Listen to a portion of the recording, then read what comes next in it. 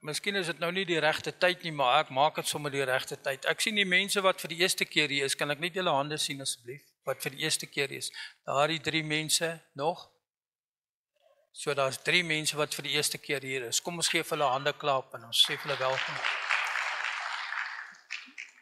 Baie welkom hierso. Baie welkom. Dankie vir die mense wat die musiek gelei het. Die belangrikste is die teenwoordigheid van die Here.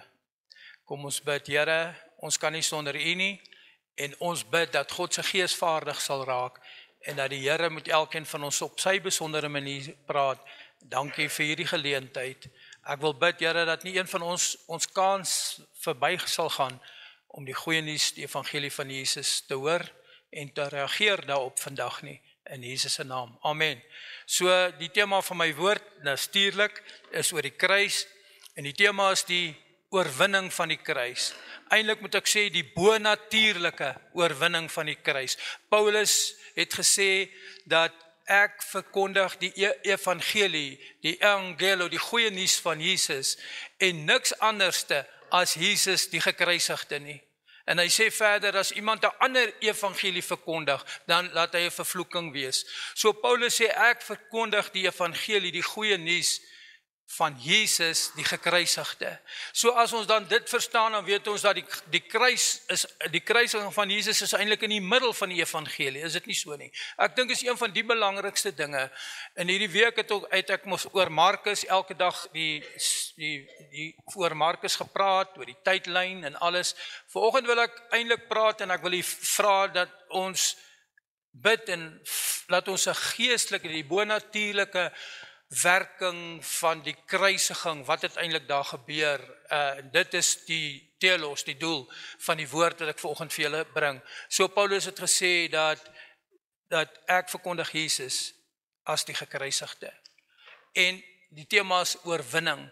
Ons kry oorwinning by die kruis. Nou, hoe gaan ons oorwinning by die kruis kry? Ek wil die eerste vers wat ek lees is Kolossense 2 vanaf vers 13. En Paulus praat met die Kolossense en hy sê, julle wat dood was deur die misdade en die onbesnedenheid van julle vlees, het hy, dit is God, saam met hom, saam met Jesus lewend gemaak, deur hy julle al die misdade vergewe het. Hoe word 'n mens wat dood is van die misdade, hoe word 'n persoon dan 'n kind van God? Hoe dit gebeur, deurdat hy julle al julle misdade vergewe het. Dis die eerste ding wat die kruis beteken. Dit beteken dat ons misdade, die dinge wat ons verkeerd gedoen het, dit is vergewe. Ek wil vir elkeen wat hierso sit sê, en vir myself, dat die Here het ons misdade vergewe. Die misdade wat ons bely het, het hy vergewe. En hy dink nie weer daaraan nie. Amen. Hy het ons vergewe. Hoor, hy het ons vergewe. Die misdade wat jy gepleeg het voor jy die kind van die Here was, en nadat jy 'n kind van die Here is, vergewe hy nog. Daar's geen misdaad wat God nie kan vergewe nie. En as ons dit verstaan, dan verstaan ons oor die kruisiging. Dan verstaan ons baie meer dinge. Vers 14 sê, en die skuldbrief teen ons, wat met sy insettinge ons vyandig was, hy het dit uitgedeld en weggeneem deur dit aan die kruis vas te spyker. Hoe het hy ons misdade vergewe? Deur die skuldbrief teen ons, wat met sy insettinge ons vyandig was, uitgedeld, weggeneem en aan die kruis vasgenaal het. So ons skuldbrief, die dinge van ons lewe, al ons sondes, alles, sê hulle, is aan die kruis vasgenaal. Vers 15 sê, nadat hy die owerhede en die magte uitgeklee het, en hulle in die openbaar tentoongestel het, en daardeur oor hulle getriomfeer het, nadat hy die owerhede en die magte, ons leer, dat ons prys is nie teen stryd, teen vlees en bloed nie, maar teen die magte, teen die owerhede, teen die bose geeste in die lig, nadat hy dit uitgeklee het, en dit oorwin het. Die Kolossense mense en die oudtydse mense en die Bybelse mense het dit baie goed verstaan. As die Israeliete gaan veg teen die Filistyne of wat 'n nasie ook al, en hulle oorwin hulle, dan hulle sê hulle het hulle uitgeklee, dan vat hulle die konings van daai mense en hulle trek hulle uit, hulle maak hulle nakend en hulle loop ry deur die straat met 'n triomftog. En dan die goedes wat hulle in daai land gevat het, gee hulle vir die mense. En dit is wat Paulus verstaan. Maar as ons in 'n bonatuurlike, geestelike ding kyk, dan sê die woord van die Here dat God het die owerhede en die magte uitgeklee en hulle in die openbaar gemaak en ons vrygemaak. Sien julle die metafoor van die koning, die Israeliete het gewen. So hulle klee die mense uit, hulle skaal, hulle gooi die goed wat hulle gegee het. In die natuurlike en die bonatuurlike is dit so, dat in die kruis het God die owerhede verslaan, die bonatuurlike magte, en hy gee vir ons so gawes. Ons gaan nog eendag oor die gawes praat. So is almal verstaan elkeen wat ek nou gesê het. So dit is die kruis, dit is die triomf, dit is die oorwinning van die kruis vir elkeen van ons. Dit is wonderlik om te weet dat hy hulle uitgeklee het, en hy het hulle tentoongestel, en oor hulle getriomfeer, omdat die koning van die koning Jesus oor die vyand van sonde en goed getriomfeer het. Daarom kan ons ook triomfeer, want ons is kinders van God, erfgename, mede-erfgename. Ek wil hê dat wanneer ons hier uitstap, moet ons weet, ons triomfeer. Deur hoe? Deur die kruis. 1 Korintiërs 1 vers 18 sê, want die woord van die kruis is wel dwaasheid vir die wat verlore gaan. So die woord van die kruis is dwaasheid vir die mense wat verlore gaan. Hulle sien dit as dwaasheid, dis domheid. Hoe kan dit so wees? So verlore gaande mense is dwaase mense, sê die woord. Maar vir ons wat gered word, is dit die krag van God. Die kruis van Jesus is die krag van God, waar Jesus aan die kruis gesterf het. En vir die mense wat verlore gaan, is dit dwaasheid. Amen. 1 Korintiërs 2 vers 2 sê, want ek het my voorgeneem om niks anders onder julle te weet nie, as Jesus Christus en hom as die gekruisigde. Paulus sê weer eens, ek het my voorgeneem om niks anders onder julle te weet nie, as Jesus Christus, hom as die gekruisigde. Die ongelowige mense is dwaase mense. Die gelowige mense glo in ons harte dat ons misdade wat ons gepleeg het, is vergewe. Al ons misdade. Daar's geen misdaad wat God nie kan vergewe nie. Die bloed van Jesus reinig ons van alle misdade. God se plan vir ons het mos gepraat oor hierdie 5 dinge. Dit is God se plan. Daar's 'n skrywer, 'n baie belangrike skilder, wat geskilder het, en onder het hy in Latyn geskryf, en hy 3 vrae gevra. Waar kom ons vandaan? Wat is ons? En waar gaan ons heen? Ek wil vanoggend vir julle die vraag vra, waar kom jy vandaan? Want die Here in sy woord en ook in Kolossense sê, ek is deur God geskape, vir God, deur God, vir God. So waar kom ons vandaan? Ons kom van die Here af. Weet julle dit, dat jy van die Here afkom? In die tyd waar ons lewe en die wêreld gejaagde goed is, dan vergeet ons dit. Waar kom ons vandaan? Ons kom van die Here af. God het ons geskaap in ons moeder skoot, terwyl ons nog onbekend was.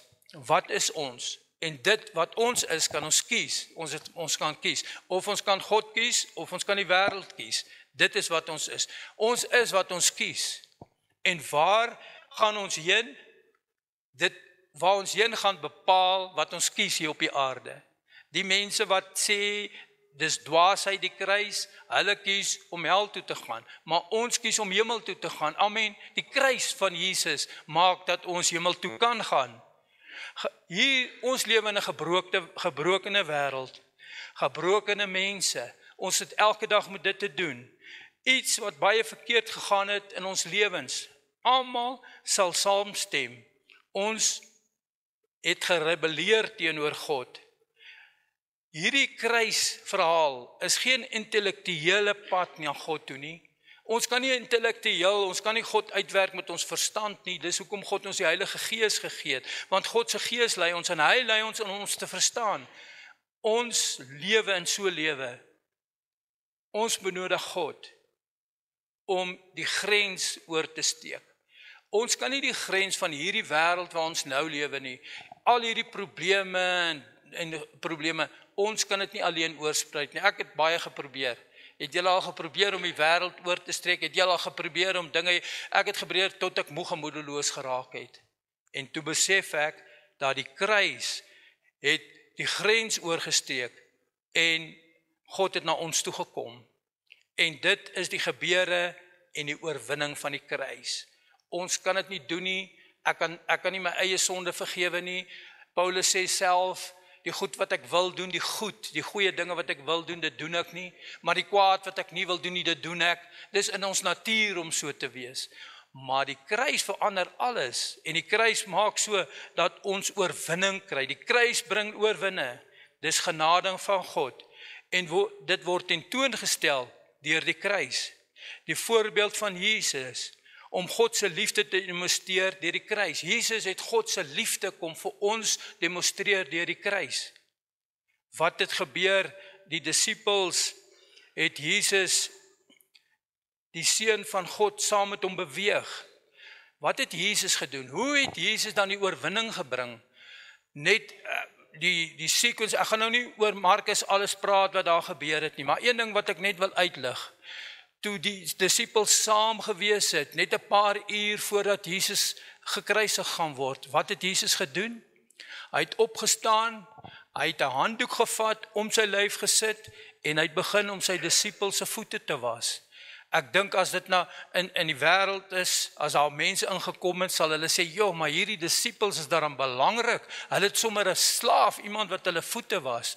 Dis hoe die wêreld daarna kyk, maar dis hoe God Jesus gestuur het om sy disippels te voete te was. Hy was nederig.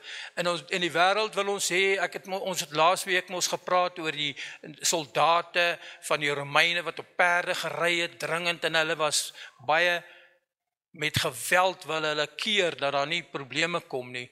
Maar in die geestelike lewe is dit nie so nie. In die geestelike lewe is dit nederigheid. Jesus het gekom om nie om ons te oordeel nie, maar dat ons gered kan word. En redding gebeur nederig. Redding gebeur nie deur bekleierery nie.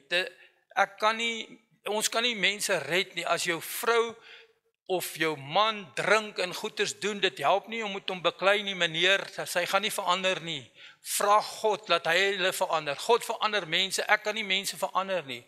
En dis die Here, en hy het sy disippels se voete gewas, en Petrus sê, nee, maar u kan nie my voete was nie, u is dan die Here. Hy sê, as ek nie jou voete was nie, sal jy nie deel van my word nie. Toe sê hy, maar was sommer my hele lyf. Sê nee, die voete was is genoeg. So dis wat Jesus gedoen het. Hy het hulle voete gewas, en net voor dit het Jesus na sy disippels gevat na Getsemane toe. En wat het daar gebeur? Hy sê, bly julle net bietjie, so kom bid saam met my. Daar het 'n groot ding gebeur, 'n deurbraak. Ons moet ook by ons eie Getsemane uitkom, elkeen van ons. En Jesus het baie benoud geword, sê die woord. En hy het gebid en hy het gesê, Here, help my as hierdie beker verby kan gaan, maar nogtans nie my wil nie, maar u wil. Wat het hy gevra? Hy sê, Here, ek vra dat hierdie beker verby gaan. Maar Jesus het ook gesê, ek het gekom om gekruisig te word. Hy het die hele storie geken. Julle weet, ek dink is verskriklik om 'n siener te wees. Ek dink is verskriklik om te dink, jy weet wat gaan gebeur. Ek wil nie weet wat môre gaan gebeur nie, dit kan my bang maak, behalwe as dit goeie dinge is. As dit goeie dinge is, wil ek graag weet. Wil julle almal weet wat gaan volgende jaar met julle gebeur? Wil julle dit weet?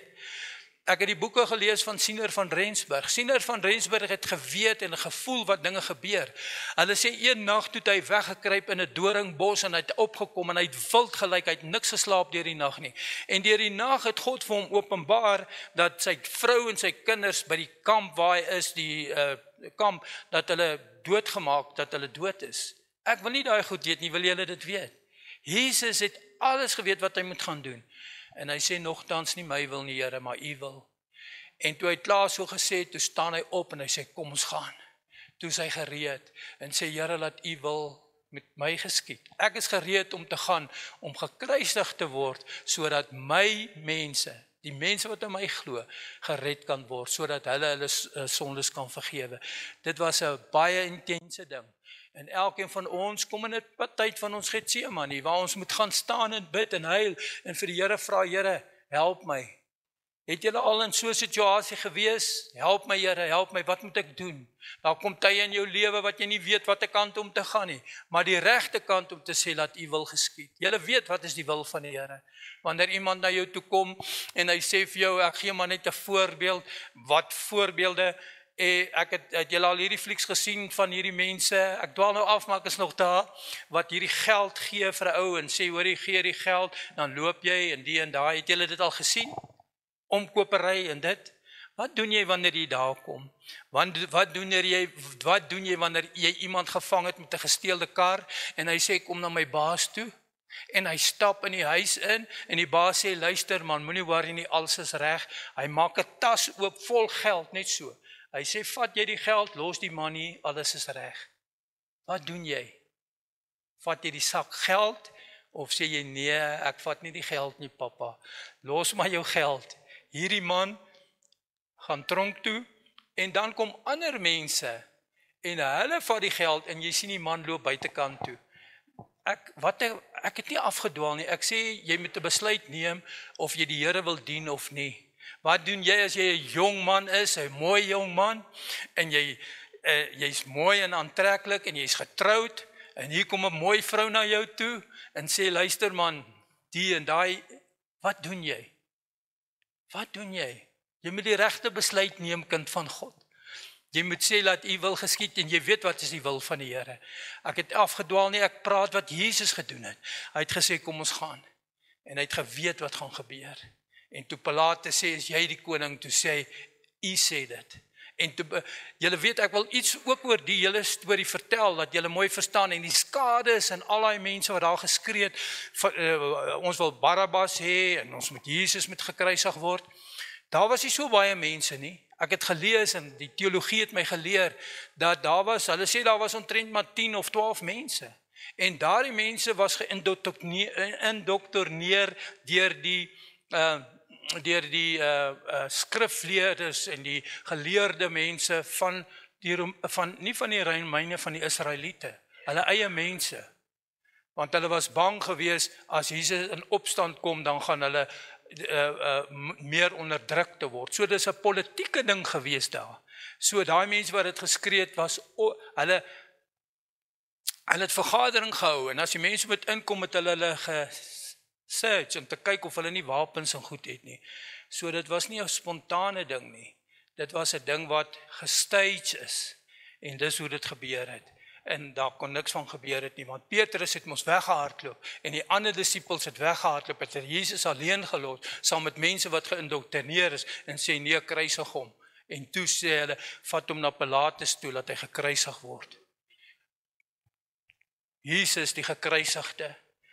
En Jesus het hulle voete gewas, hy het hulle geleer, hulle het wonderwerke gesien. Hulle het gesien hoe siekes gesond gemaak word. Hulle het gesien hoe storm stil gemaak word. Hulle het gesien hoe mense kos kry. Hulle het alles gesien. En hulle het ook gesien dat Jesus het gesterf vir hulle. Wat het hulle geantwoord? Hoe het hulle geantwoord daarop? Een man het Jesus verraai. Een het hom verlaat. Hulle het hom verloon. Hulle het weggehardloop van hom af. En Jesus het eintlik half alleenig gewees toe hy aan die kruis gewees het. Wat van vandag, kinders van die Here? Ons word gered, nie deur werke nie, ons moet dit onthou.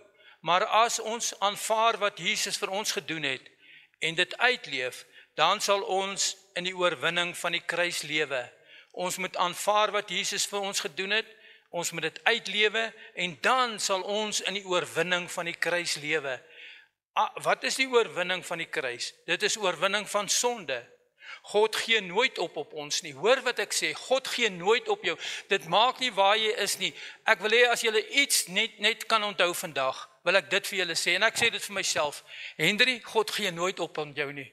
Waar jy ook al is, die Here sien jou waar jy is. En in jou omstandighede, of jy daar gekom het deur jou eie toedoen, of deur dinge, God gee nie op jou nie. Nooit. Dit is hoekom aan die kruis gesterwe, om vir jou te sê, ek sal nie opgee op jou nie. Dit maak nie saak waar jy is nie, dit maak nie saak aan wat omstandighede is nie, dit maak nie saak of jy dit self veroorsaak nie, of wat nie, God gee nie op jou nie. Hy sal nooit opgee op jou nie. En God se bloed, sy krag van sy bloed verander nooit nie. Die krag van die bloed van Jesus word nooit minder nie. Daar kom 'n tyd van toets partykeer in ons lewe. Wanneer ons val of wanneer ons struikel, is God daar. Hy is die een wat ons optel. Partykeer gebruik hy mense. Ek het al gesien dat God mense gebruik wanneer jy val en in slegte omstandighede is.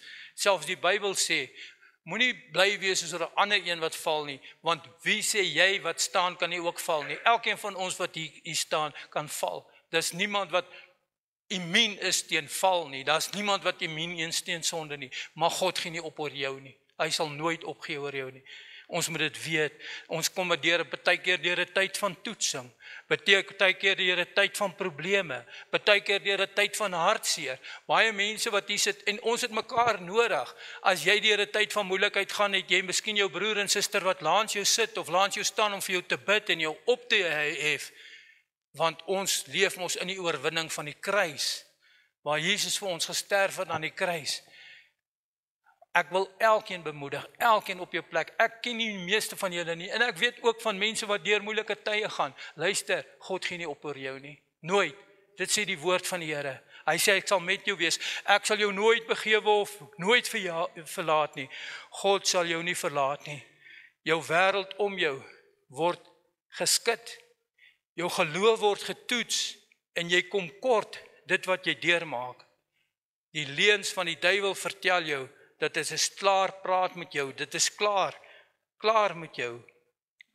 En die gees van die vlees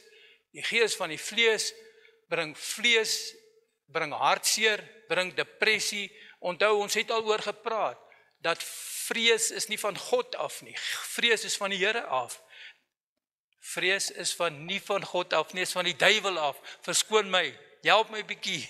Ek weet, party van julle gaan baie keer dan kyk julle, dis reg, help my reg. Ek het myself nou reg gemaak. Kom ek hoor weer.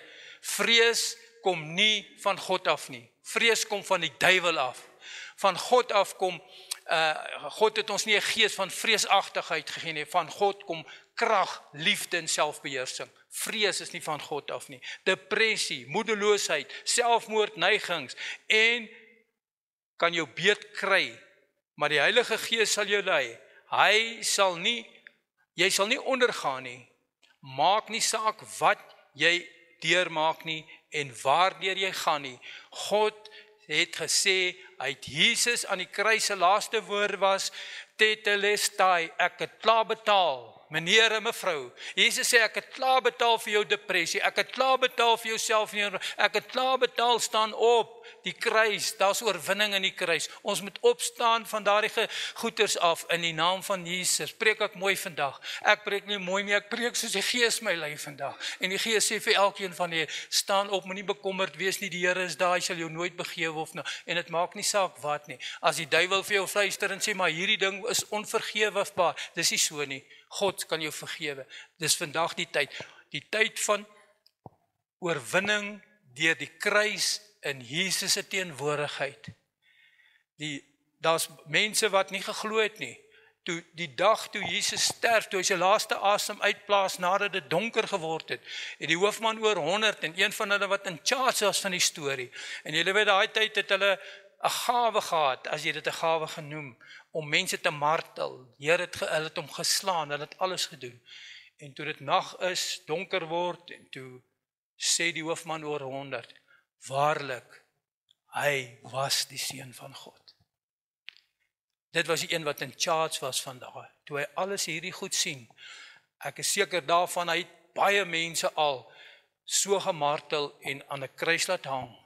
Maar toe Jesus doodgaan, toe sê hy waarlik, hierdie was die seun van God. Laat ons nie te laat besef dat dit was die seun van God nie. Laat ons dit sommer nou doen, voor ons op ons doodbed is, dat ons besef dat dit is die seun van God, Jesus.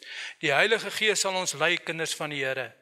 In 1 Johannes 1 vers 7 lees ons, maar as ons in die lig wandel, soos hy in die lig is, dan sal ons gemeenskap met mekaar en die bloed van Jesus reinig ons van al ons sondes. As ons in die lig wandel, soos hy in die lig is, hoe wandel 'n mens in die lig? Hoe wandel 'n mens in die lig? Dit is maklik om in die lig te wandel, om te sê om dit in die lig te wandel, maar dit is nie altyd so nie. Ek het al baie hierdie spreekwoord gebeur, dat my vrou sê, wanneer die deure toe gaan, weet niemand wat in daardie huis ingaan nie. En net jy alleen, hier wat hier sit, net jy alleen weet of jy in die lig wandel. Jy kan die donkerte wegskuif in jou lewe, maar tot op 'n punt.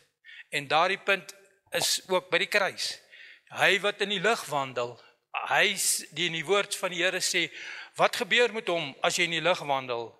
Dan het ons gemeenskap met mekaar. Ligwandel beteken gemeenskap met mekaar. En dit beteken ook, en die bloed van Jesus reinig ons van alle sonde. Die bloed van Jesus reinig ons van alle sonde.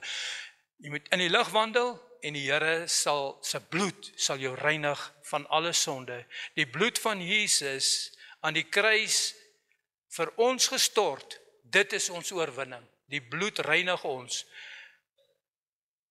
Wat het ek gedoen, of ek voel, of alles net te veel word? Partykeer voel jy, dis te veel, ek kan nie meer nie. My straf voel te veel, selfs my kinders lei daaronder.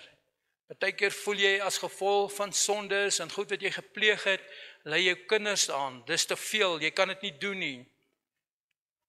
Jy moet jou verneder voor God, en God se genade is die toegang tot die oorwinning. Baie mense, kinders van die Here, as jy regtig sien, dit gaan nie goed met jou nie, dan is dit nou die tyd om voor God te gaan buig en sê, Here, wat is die probleem? Daar is geen veroordeling vir hom wat in Jesus Christus is nie, sê die Here. Geen veroordeling nie. No condemnation. Wanneer jy in God is, dan vergewe jou ten volle. En hy dink nie weer daaraan nie. So sê die woord. Hy vat jou sonde so ver as die ooste van die weste. Daar is geen plek vir dit nie. Hy gooi dit in die diepste van die see. Dieselfde sonde, selfs sonde na jou redding. Die sonde is onder die bloed. En ons leef nie in die verlede nie. Oorwinning is by die kruis, onder die bloed, beskikbaar vir ons. En Jesus het dit bewerkstellig. Net Jesus kan dit doen. Hy sê hy het klaar betaal. Jesus betaal vir die wat ek nie kan betaal nie, my sonde. Ek kan nie vir my sonde betaal nie, maar Jesus het betaal. Jesus het my lewe vrywillig, hy het sy lewe vrywillig vir my gegee. By Getsemane het hy die besluit geneem en hy het dit deurgevoer en hy het God se wil geken en dis hoekom hy na die aarde toegekom. Jesus se oorwinning aan die kruis is ook sy kinders, ons en jy en my se oorwinning oor die sonde. Ek bid dat elkeen van ons dit kan besef, maar dan weet ek moet ook iets, ek kan nie, dit is die volle prentjie, maar ek kan ook iets praat oor genade. Ek moet dit net byvoeg, sodat ons nie kan dink, genade is maar net om te doen wat jy wil nie. Ek sien baie van die jong mense vandag, en ek is bly vir julle jong mense, julle moet kerk toe kom, asseblief. Julle is die toekoms. Ek is die toekoms, maar julle is die toekoms vir die toekoms. Net om te sê dat ek is nog nie klaar nie. Die jong mense sê, nee, maar nou, die kerk judge my. Hulle sê dit en die en daai. Kinders, die kerk judge julle nie, nooit. Jy moet nooit voel julle is gejudge nie. Maar onthou, genade is genade en dit beteken nie dat jy kan doen wat jy wil nie. Dis baie belangrik om te besef. Ek kan nie doen wat ek wil nie, want ek sê ek is onder die genade. Genade is God wat sy seun Jesus gestuur het, sodat hy vir my gesterf het, sodat hy my sonde vergewe, maar ek kan nie aanhou sonde doen en sonde doen en sonde doen en sê nee, maar ek is onder die genade en die kerk met my nie judge nie. Ek hou aan om sonde te doen. Julle weet wat is sonde. Dit werk nie so nie. Jy kan nie net aanhou en aanhou. Daar moet 'n tyd kom waar jy sê ek is klaar met die goeters. En as jy klaar is dit moeilik. Maar wie gaan jou help? Die Gees van die Here, God gaan jou help en die mense wat jy kan vertrou, hulle gaan jou help om totaal en al klaar daarmee te speel. En wanneer jy klaar is met sondes en te sê, die duiwel los jou nie uit nie, net soos Jesus jou nooit jou sonde vergewe elke dag, los die duiwel jou nou ook nie uit nie, julle moet dit weet, nie. Ek is al lank al op die pad, ek preek al lank al hierso, partykeer as ek hier staan en preek, al hoor ek die duiwel sê, maar hoe kan jy so praat, wat van dit en dat?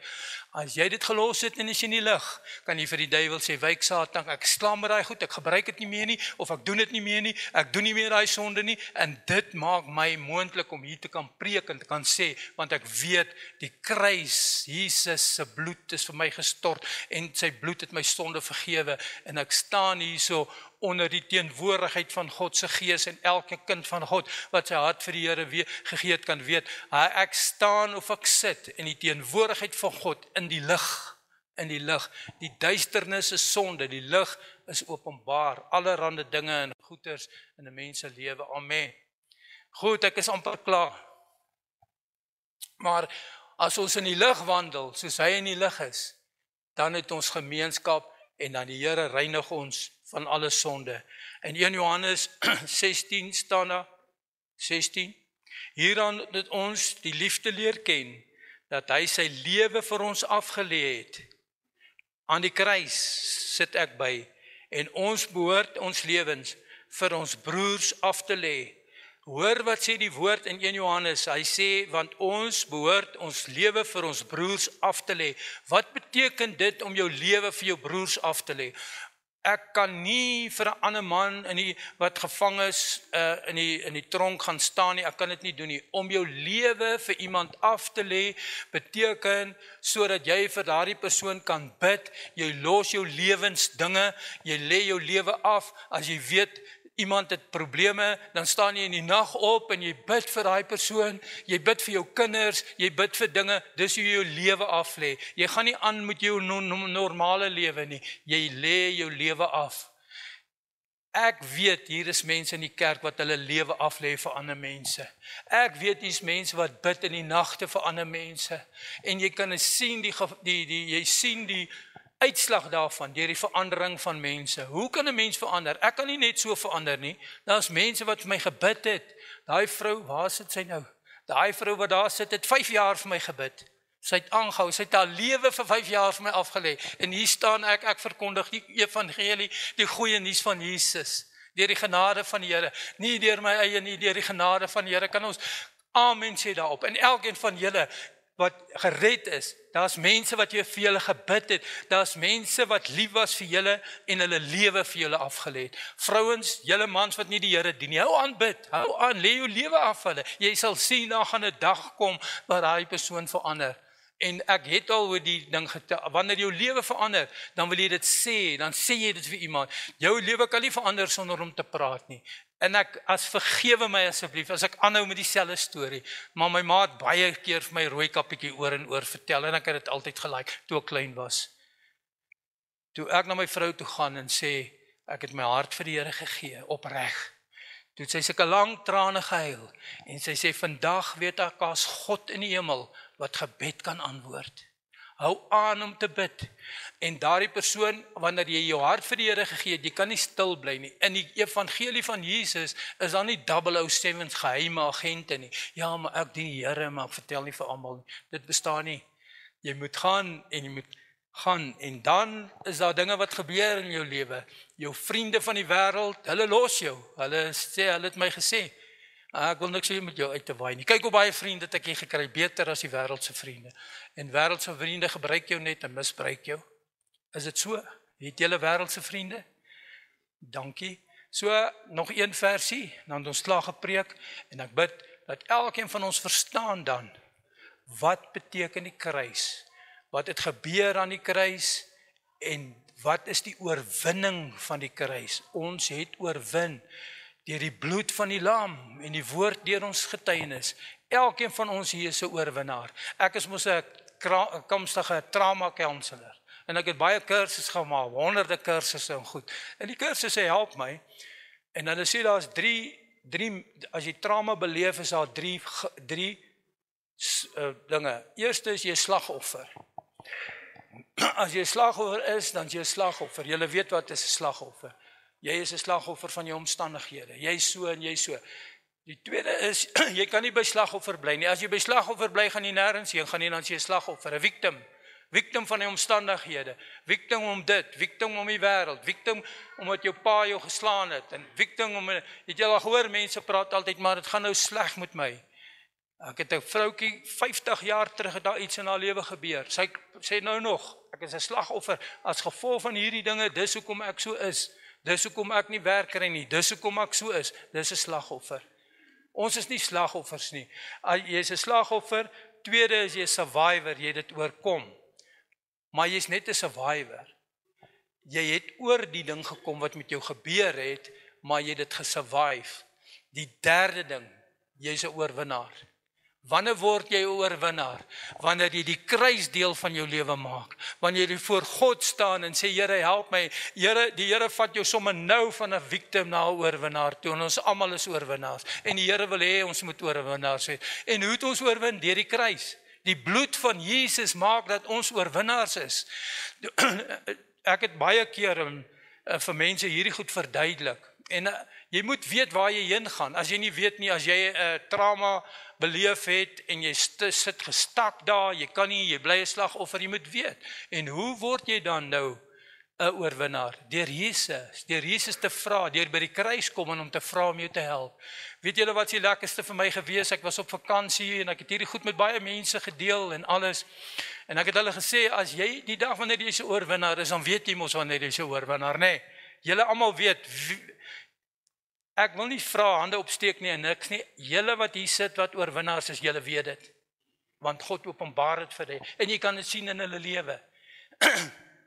Een keer het ek op vakansie gegaan en ek het hulle gesê, die dag wanneer jy oorwinnaar is, stuur my net 'n WhatsApp. Ek het met vakansie gaan, ek en my vrou. Daardie week het 3 mense my geskryf, WhatsApp. Hendrik is 'n oorwinnaar, Hendrik is 'n oorwinnaar. Die Here wil hê ons moet oorwinnaars wees deur die kruis. Elkeen van ons moet 'n oorwinnaar wees wat hier is. Ek wil hê dat julle moet dit onthou, God sal jou nooit verlaat nie, hy sal jou nooit begewe nie. En God se wens is dat jy 'n oorwinnaar moet wees. Dis die lied, dit is die kruis, dis die woord van die kruis. Dit is die kruis.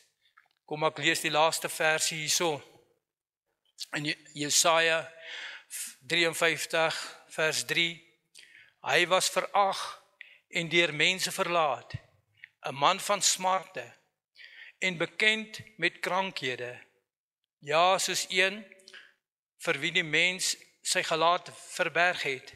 Hy was verag en ons het hom nie geag nie. Jesaja profeteer 500 jaar of voor dit wat gebeur het. Ek wil dit weer lees. Ons praat van Jesus. Hy was verag en deur mense verlaat. Sy disippels en die ander mense het weggehardloop om hom net so gelos. 'n man van smarte en bekend met krankhede. Ja, soos een vir wie 'n mens sy gelaat verberg het. Hy was verag en ons het hom nie geag nie. Vers 4 sê, nogtans het hy ook sy krankhede op hom geneem en ons smarte, die het hy gedra. Maar ons het hom gehou vir een wat geplaag deur God, geslaan en verdruk was. Dit is wat Jesaja gepraat het van Jesus. Maar Jesus het dan aan die kruis gekom en alles verander. Is ons nie bevoorreg nie. Daar's baie, as julle die moslim en die ander mense, godsdienste se teologie verstaan, dis net Christene mense wat Jesus het en wat dit net Christene mense, moslems en dit, hulle erken Jesus as 'n profeet, maar hulle erken hom nie as die een wat aan die kruis vir ons sonde gesterf het nie. Jesus het vir ons sonde gesterf en hy wil hê elkeen moet 'n oorwinnaar wees. Ons is oorwinnaars deur Jesus wat ons die krag gee en dit is my laaste woord wat ek sê. Kom ons sluit die oë. O Here God, ons wil U dankie sê vir die kruis. Ons wil U dankie sê vir Jesus. Ons wil vir U dankie sê, Here, dat ons al ons sondes na U toe kan bring en dat U ons vergewe. Dankie Here dat U wil hê dat ons moet meer as oorwinnaars wees. Ek wil hê dat ons, vir myself en elkeen wat hier sit vanoggend in hierdie diens, dat ons in 'n begeerte in ons hart sal kry, om die wat nie oorwinnaars is nie, laat ons oorwinnaars sal wees, deur God, deur die kruis, deur Jesus, dit wat daar gebeur het.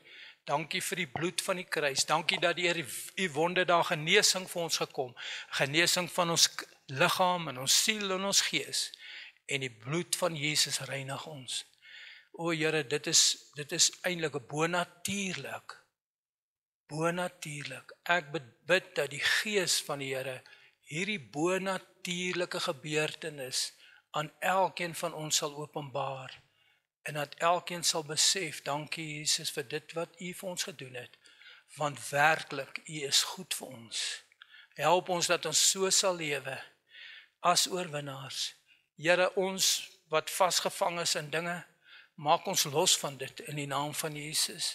Dankie dat die woord sê, dis die Heilige Gees wat ons oortuig van sonde en geregtigheid en oordeel. Here, mense kan ons nie oortuig nie, dis die Heilige Gees. En dankie dat ons vry uitstap uit hierdie kerk uit vandag in die naam van Jesus. Dankie dat die woord van die Here nog waar is toe U in die tempel opgestaan het en gesê het, ek het gekom, Jesus het gekom, sodat die wat gebroken van hart is genees sal word. Soos die wat in gevangenisse is, vry kan uitgaan. Dankie Here dat ons vry kan uitgaan. Dankie dat U gebroke harte genees. En ek het gekom om die aangename jaar van die Here te verkondig. Dankie Here dat ons bevoorreg is om nog steeds nou in die aangename jaar van die Here te kan lewe. Dankie dat U gesê het, Jesus het gekom sodat ons lewe en lewe in oorvloed kan hê. As gevolg van die kruis, dat ons kan wees, Jesus is my gebed soos Paulus, ek verkondig Jesus, die gekruisigde, die een wat oorwinning vir ons bewerkstellig, wat ons nie kan doen nie, doen God vir ons lewens, ons is so bevoorreg, dankie Jesus, ek bid dat U die naprediker van die woord sal wees, in Jesus se naam, amen, amen, dankie.